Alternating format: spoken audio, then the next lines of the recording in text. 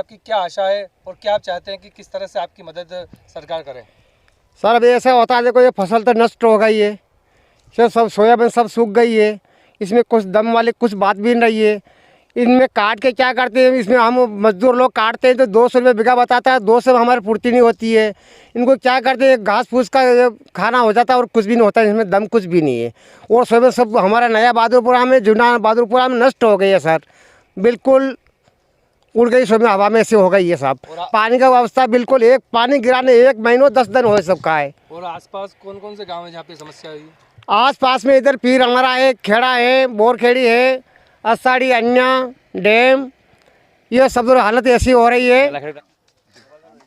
वर्तमान जो परिस्थिति बनी है सोयाबीन की, गांव ग्रामीण जनों द्वारा जो बताया गया है कि सोयाबीन की फसल हमारी नष्ट हो गई।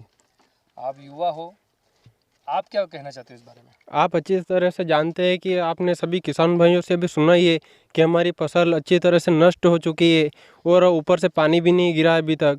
तो मैं मामा जी से यही कहना चाहता हूं कि वो अपनी खुशी से अपनी बहनों को 1000 रुपये दे सकते हैं। तो कोई किसान फांसी ले रहा है, कोई अपनी खुदकुशी कर रहा है, तो कम से कम आप किसानों की इतनी मांग तो सुन सकते हैं कि वो मतलब किसानों की मांगे को पूरी कर सकते हैं। उनकी फसल के लिए उनको मतलब उनका कोई तो सहारा चाहिए किसान को। तो कितना मुआवजा चाहिए? बैंक कैसे बल्टी कर पाएंगे, पैसे भी तो नहीं किसान के पास इतने। तो अभी क्या आपकी मांग है सरकार से? इतनी मांग है तो सरकार के कि इनके ऊपर फसल के ऊपर मुआवजा दिया, जो भी है इनके निमित्त में आए वो कितना मुआवजा मतलब है? इनके लगभग कम से कम 35-40 हज़ार हेक्टेयर के हिसाब से देना चाहिए। उसमें एक किसान की पूर्ति हो, जब नहीं हो इसमें 35-40 हज़ार रुपये हेक्टेयर के हिसाब से।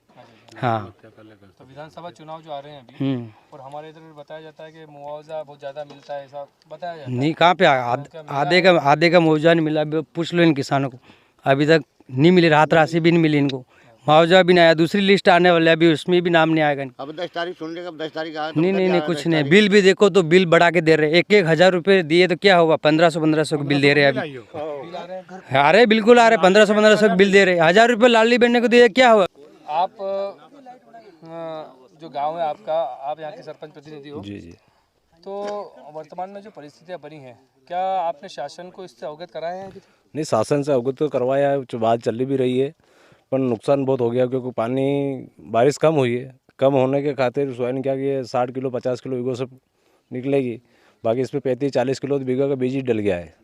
और दवाई हंकई जोताई मतलब 5 से 6 हज़ार रुपये खर्चा हो जाता है। तो कम से कम 7-8 हज़ार रुपये का बीमा किसानों को देना चाहिए। और मामा जी बोल रहे हैं कि देंगे, पर चुनाव से पहले दे दे तो अच्छा रहेगा, नहीं तो फिर लोग आप बोल ही रहे हैं किसान लोग। मैं तो बीजेपी का हूँ, मेरे को तो बीजेपी में वोट देना ही है, और किसानों को भी।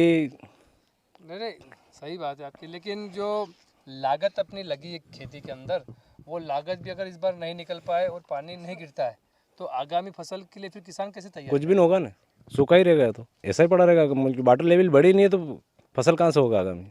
तो फिर इससे क्षेत्र के अंदर आर्थिक तंगी नहीं आएगी? बिल्कुल आएगी न।